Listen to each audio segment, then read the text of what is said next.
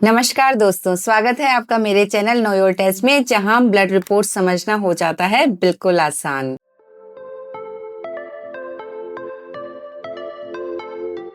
आज का हमारा टॉपिक है आयरन प्रोफाइल टेस्ट। जी हाँ, वही आयरन जो कि कभी कभी आपकी बॉडी से इतना नाराज हो जाता है कि हमें सांस चढ़ने लगती है, चक्कर आने लगते हैं और बहुत वीकनेस हो जाती है और हमारी बैटरी 0 हो जाती है। अब ये आयरन प्रोफाइल टेस्ट होता क्या है और इसमें कौन कौन से टेस्ट आते हैं? तो सबसे पहले इसमें आता है आयरन जो कि एक ट्रेस एलिमेंट होता है जो हमारी बॉडी के लिए बहुत जरूरी होता है। इसके बाद सेकेंड टेस्ट होता है इसमें TIBC, मतलब टोटल आयरन बाइंडिंग कैपेसिटी, मतलब हमारी बॉडी में, हमारे ब्लड में इस आयरन को कैरी करने के लिए जो प्रोटीन्स होते हैं वो कितने खाली हैं। उसके बाद आता है ट्रांसफरिन, जो कि आयरन का डिलीवरी बॉय है। ब्लड में आयरन इसी के साथ बाइंड होकर के मूव करता है। इसके बाद आता है फेरिटिन जो कि आयरन का स्टोरेज है या गो डाउन कहलाता है। इसके बाद आता है एक टेस्ट ट्रांसफरिन सैचुरेशन, जो कि ये बताता है कि जो ब्लड प्रोटीन ट्रांसफरिन है वो आयरन के साथ कितना बाइंड है। तो फ्रेंड्स, इतना सारे टेस्ट सुन करके आप टेंशन मत लीजिए। हम आज आयरन के बारे में इस तरीके से बात करेंगे कि आपकी आयरन से पक्की दोस्ती हो जाए।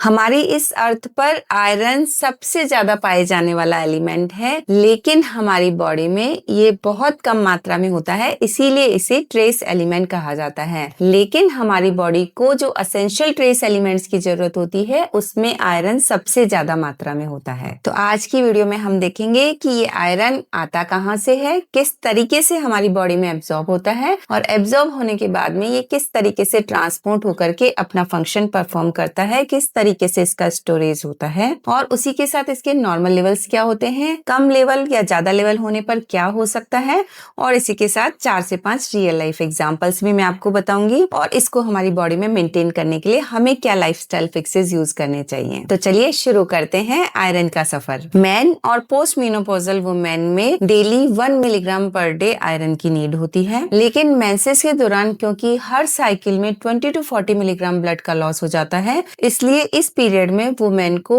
2 मिलीग्राम पर डे आयरन की नीड होती है। और ड्यूरिंग प्रेगनेंसी क्योंकि फीटल डिमांड्स होती हैं, उसके अलावा ब्रेस्ट फीड भी करवाना पड़ता है, तो इन सब चीजों में 900 मिलीग्राम आयरन का लॉस हो जाता है, इसलिए 2 to 4 milligram per day iron की नीड होती है अगर आप प्रेगनेंसी में हैं या ब्रेस्ट फीड करा रहे हैं। हम जो भी नॉर्मल डाइट कंज्यूम करते हैं उसमें करीब 10 to 20 milligram iron per day हमारी डाइट में होता है, लेकिन उसका सिर्फ 5 to 10% ही एब्जॉर्ब हो पाता है। अब ये आयरन आता कहाँ से है, कौन कौन से आयरन रिच फूड हैं जो हमें कंज्यूम करने चाहिए? इसमें पालक, मेथी, गुड़, छोले, राजमा, स्प्राउट्स, डेट्स और ड्राई फ्रूट्स, इन सब से हमें आयरन मिलता है। और जो नॉन वेज लवर्स हैं उनके लिए लीवर, एग योक और मीट से आयरन मिल सकता है। और फ्रेंड्स, आयरन का बेस्ट फ्रेंड होता है विटामिन सी। और विटामिन सी रिच फूड क्या होते हैं, जैसे कि नींबू, संतरा, आंवला। अगर आप विटामिन सी रिच फूड्स के साथ में आयरन को कंज्यूम करते हैं तो उसका एब्जॉर्प्शन अच्छी तरीके से हो पाता है। और ये जो भी आयरन हम लेते हैं ये हमारी छोटी आंत का शुरू का पार्ट, जिसे ड्यूडेनम कहा जाता है, वहां से ये एब्जॉर्ब होता है। अब कुछ फैक्टर्स होते हैं जो कि आयरन के एब्जॉर्प्शन को बढ़ा देते हैं। जैसा कि मैंने आपको बताया, विटामिन सी रिच फूड्स के साथ अगर आप आयरन लेते हैं तो उसका एब्जॉर्प्शन बढ़ जाता है, या फिर आप एम्प्टी स्टमक लेते हैं तो हमारी गैस्ट्रिक एसिडिटी आयरन को एब्जॉर्प्शन कराने में मदद करती है। इसके अलावा अगर आप आयरन की कढ़ाई में अगर खाना पकाते हैं तो भी आयरन एब्जॉर्प्शन अच्छा होता है। और अगर हमारी बॉडी की डिमांड ज्यादा है, जैसे कि प्रेगनेंसी और ब्रेस्ट फीड के टाइम, तो भी हमारी बॉडी आयरन का एब्जॉर्प्शन अधिक मात्रा में करती है। अब कुछ फैक्टर्स ऐसे होते हैं जो कि आयरन के एब्जॉर्प्शन को कम कर देते हैं, जैसे चाय, कॉफी जिनमें टेनिन ज्यादा मात्रा में होता है, या फिर डार्क चॉकलेट, ये आयरन के एब्जॉर्प्शन को कम कर देते हैं। कुछ फाइटेट्स होते हैं कुछ फूड्स में, या फिर कैल्शियम सप्लीमेंट्स और डेयरी प्रोडक्ट्स, ये सब भी आयरन के एब्जॉर्प्शन को कम कर देते हैं। कुछ जीआईटी के डिजीजेस जैसे कि सीलियक डिजीज या माल एब्जॉर्प्शन की कंडीशन में भी आयरन का एब्जॉर्प्शन कम हो जाता है। कुछ मेडिसिन जैसे कि एंटासिड्स या प्रोटॉन पंप इनहिबिटर्स अगर हम लेते हैं लंबे टाइम तो वो भी आयरन के एब्जॉर्प्शन को कम कर देते हैं। ये सारी चीजें आयरन के साथ मिलकर के कॉम्प्लेक्स बना लेती हैं और वो कॉम्प्लेक्स हमारी बॉडी एब्जॉर्ब नहीं कर पाती है, इसलिए आयरन का एब्जॉर्प्शन कम हो जाता है। तो फ्रेंड्स, जो भी आयरन रिच फूड आप ले रहे हैं या आयरन सप्लीमेंट्स ले रहे हैं, उनको चाय, कॉफी, कैल्शियम, इन सब से करीब 1 से 2 घंटे का गैप जरूर रखें। आयरन एक प्रीमियम एलिमेंट है, हमारी बॉडी इससे वेस्ट नहीं होने देती है। हमारी बॉडी में जैसे ही आयरन एब्जॉर्ब होता है, ये ब्लड में जाने के बाद ट्रांसफरिन नाम के एक प्रोटीन से बाइंड हो जाता है और ये ट्रांसफरिन इसका डिलीवरी बॉय होता है, जो कि इसे ब्लड के थ्रू लीवर और बोन मैरो सेल्स तक पहुंचाता है। और इन सेल्स में जाने के बाद ट्रांसफरिन से आयरन रिलीज हो जाता है और अपने फंक्शंस परफॉर्म करता है। और अगर एक्स्ट्रा आयरन होता है तो फेरिटिन के रूप में स्टोरेज हो जाता है, इसीलिए हम फेरिटिन को आयरन का गो डाउन या स्टोरेज कहते हैं। और जब भी बॉडी को नीड होती है तो ये फेरिटिन वापस आयरन रिलीज कर देता है। और जब हमारी आरबीसीज पुरानी हो जाती हैं और टूटती हैं तो इनसे भी हीमोग्लोबिन और आयरन रिलीज होता है और ये आयरन वापस से सर्कुलेशन में आ जाता है, ट्रांसफरिन से बाइंड हो जाता है और इसका रीयूज हो जाता है। तो इस तरीके से करीब 20 to 25 मिलीग्राम आयरन हमारा डेली रिसाइकल होता है। अब ये जो भी आयरन हमारी बॉडी में होता है उसका करीब 75 to 80% बोन मैरो में चला जाता है और वहां जाकर के ये हीमोग्लोबिन बनाता है, जो कि नई आरबीसी बनाने के लिए सबसे जरूरी कंपोनेंट होता है। तो फ्रेंड्स, आयरन का सबसे इंपॉर्टेंट काम होता है हीमोग्लोबिन बनाना, जो कि नई आरबीसी बनाने के लिए जरूरत होता है। और हमारी बॉडी में लंग्स से सारे टिश्यूज को ये ऑक्सीजन डिलीवरी करता है, मतलब एक ऑक्सीजन डिलीवरी बॉय की तरह काम करता है और यही ऑक्सीजन हमारे सारे सेलुलर फंक्शंस के लिए जरूरी होती है। इसके अलावा भी आयरन के कुछ और जरूरी काम होते हैं, जैसे कि हमारी जो मसल्स होती हैं उनमें मायोग्लोबिन नाम का एक प्रोटीन होता है, उससे बनाने के लिए भी आयरन की जरूरत होती है। तभी तो फ्रेंड्स कहते हैं अगर आयरन कम हो तो बॉडी में दम ही नहीं होता, एक्सरसाइज ही नहीं हो पाती है। इसके अलावा आयरन हमारी हेयर ग्रोथ के लिए जरूरी होता है, हमारी इम्यूनिटी के लिए भी आयरन बहुत जरूरी होता है। इसकी कमी में हमें इन्फेक्शन होने के चांसेस भी बढ़ जाते हैं।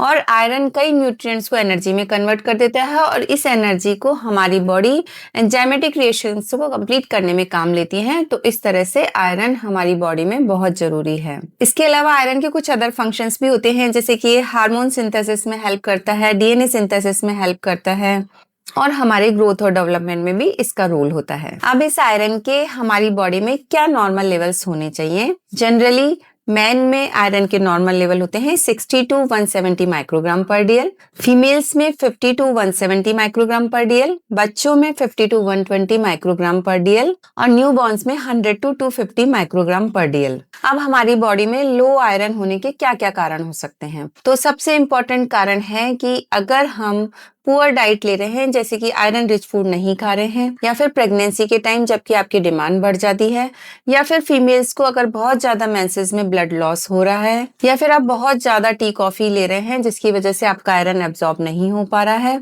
या फिर आपके पेट में कीड़े हैं या वर्म इन्फेस्टेशन है, या आपकी आंतों की कोई डिजीज है जैसे कि अल्सर, पाइल्स, इसमें ब्लड लॉस हो रहा है, या फिर माल एब्जॉर्प्शन सिंड्रोम है जैसे कि सीलियक डिजीज जिसमें गेहूं की एलर्जी हो जाती है, तो उसमें भी आपका आयरन एब्जॉर्ब नहीं हो पाता है। और कुछ मेडिसिन जैसे कि एस्पिरिन, आइबुप्रोफेन, इनका आप रेगुलर यूज कर रहे हैं तो भी आपका आयरन एब्जॉर्प्शन कम हो जाता है। अब ये आयरन एब्जॉर्प्शन कम होने की वजह से हमारी बॉडी में जब लो आयरन हो जाता है तो इसकी वजह से हमें क्या क्या सिम्टम्स आ सकते हैं? जब हमारी बॉडी में लो आयरन होगा तो हीमोग्लोबिन कम होगा, इसकी वजह से ऑक्सीजन की डिलीवरी सारे सेल्स को कम हो पाएगी, सारे सेलुलर फंक्शंस कम हो जाएंगे और आयरन डेफिशिएंसी एनीमिया हो जाएगा। तो इस आयरन डेफिशिएंसी एनीमिया की वजह से हमें बहुत थकान होती है, हमारी सांस फूलने लग जाती है, हमें चक्कर आने लगते हैं, सुस्ती रहती है, हमारा हेयर फॉल हो सकता है, हमारे नेल्स ब्रिटल हो जाते हैं, मतलब जल्दी टूटने लग जाते हैं, हमारी हार्ट बीट पे भी इफेक्ट आ सकता है। तो इस तरह से फ्रेंड्स, अगर हमारी बॉडी में आयरन लो होगा तो हमारी एनर्जी बिल्कुल जीरो हो जाएगी। और इसके साथ ही अगर बहुत ज्यादा आयरन डेफिशिएंसी हो जाए तो हमें हेडेक हो सकता है, इरिटेबिलिटी हो सकती है, डिजीनेस हो सकती है, हमारे हाथ पैर ठंडे हो सकते हैं और कई बार रेस्टलेस लेग सिंड्रोम हो जाता है जिसमें हमें पैरों में बहुत बेचैनी महसूस होने लगती है। और अगर छोटे बच्चों में आयरन की डेफिशिएंसी हो तो वो कुछ भी उन्हें खाना अच्छा नहीं लगता, बल्कि उनको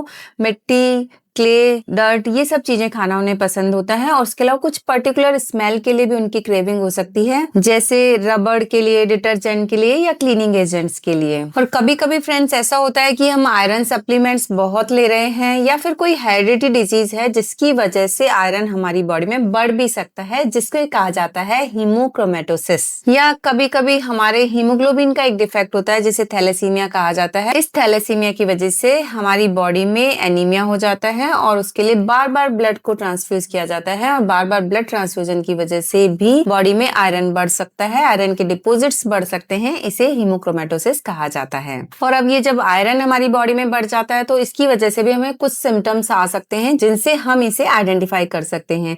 जैसे कि हमारे जॉइंट में भी आयरन डिपोजिट हो जाता है जिसकी वजह से जॉइंट स्टिफनेस हो जाती है, जो कि मेनली हेड में और नीज में होता है। इसके अलावा एब्डोमिनल पेन हो सकता है, मेनली लीवर के ऊपर वाली जगह पर, और आपकी स्किन ब्रॉन्ज कलर की हो सकती है। और ये आयरन हमारे पैनक्रियास को भी डैमेज करता है और पैनक्रियाटिक डैमेज होने की वजह से इंसुलिन कम हो जाता है और कई बार डायबिटीज जैसी पिक्चर भी आ सकती है। इसके अलावा वीकनेस हो सकती है, डिप्रेशन और इरिटेबिलिटी, इस टाइप के सिम्टम्स भी आ सकते हैं। तो फ्रेंड्स, इस तरह से आयरन कम हो तो भी मुसीबत, ज्यादा हो तो भी मुसीबत। तो फ्रेंड्स, सब जगह लाइफ में बैलेंस बना करके रखना बहुत जरूरी है। अब मैं आपको कुछ रियल लाइफ एग्जांपल बताती हूँ। एक 19 साल की लड़की थी जिसके हेयर फॉल हो रहे थे, नेल्स भी ब्रिटल हो रहे थे और उसकी स्किन बिल्कुल पीली हो रही थी। जब उसके डॉक्टर से सलाह ली गई और लैब में टेस्ट कराए गए तो उसका आयरन था 32 माइक्रोग्राम पर DL, मतलब कि आयरन काफी लो था। जब उससे उसकी डाइट के बारे में पूछा गया तो पता चला कि उसकी डाइट में कोई भी आयरन रिच फूड नहीं था। इसके अलावा जो खाना खाती थी उसके साथ चाय या कॉफी वो जरूर लेती थी, तो जो थोड़ा बहुत आयरन था वो भी एब्जॉर्ब नहीं हो रहा था। इसके बाद डॉक्टर ने उसकी डाइट को इम्प्रूव किया, उसमें आयरन रिच फूड ऐड किए और उससे बताया गया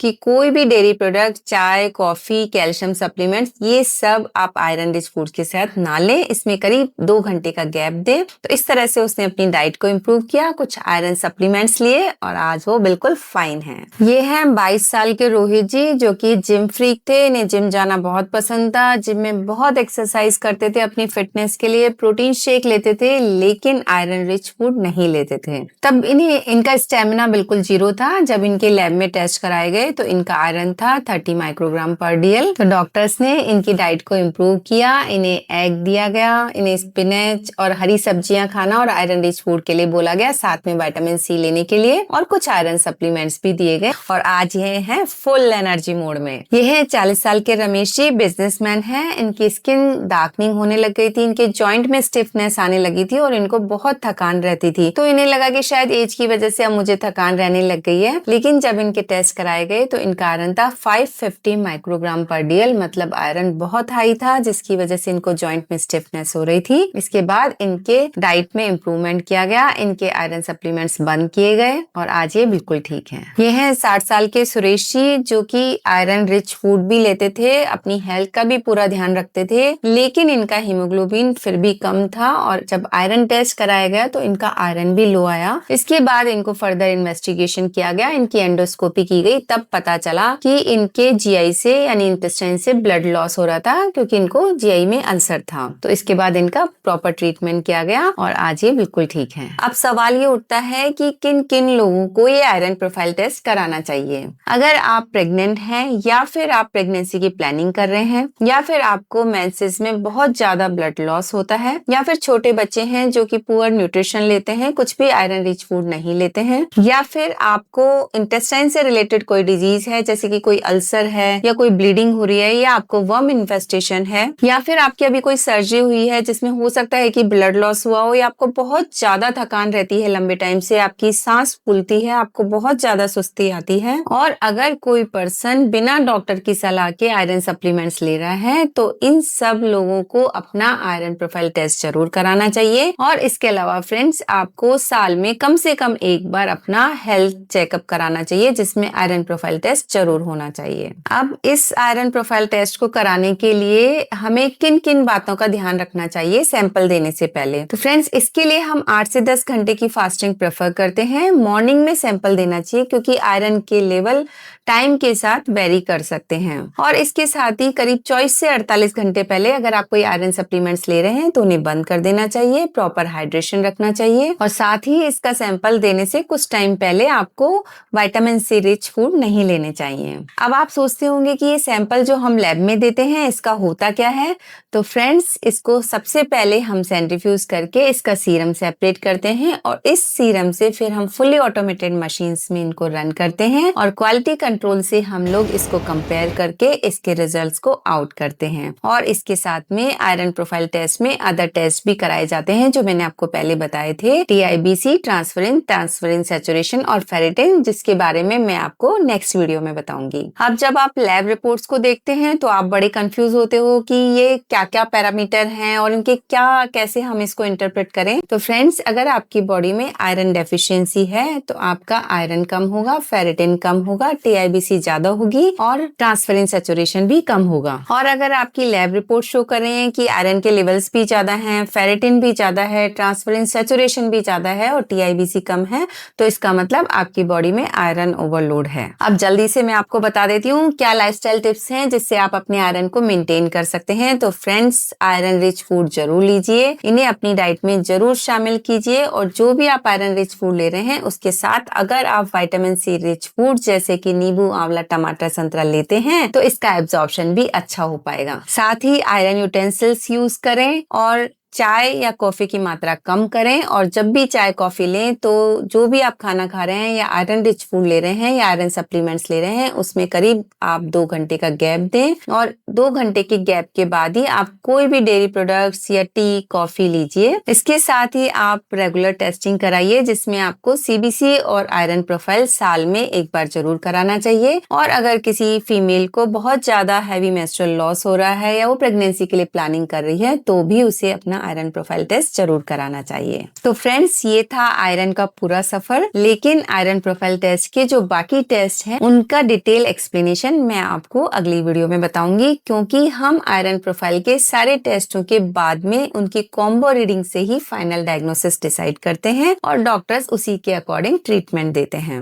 तो आपको अगर मेरा ये वीडियो अच्छा लगा हो तो इसे लाइक करिए, अपने फ्रेंड्स के साथ शेयर कीजिए और सब्सक्राइब करना ना भूलें। और मैं डॉक्टर मनिका आपसे मिलती हूँ नेक्स्ट वीक, जहाँ पर नॉलेज और साइंस दोनों आपको मिलेंगे।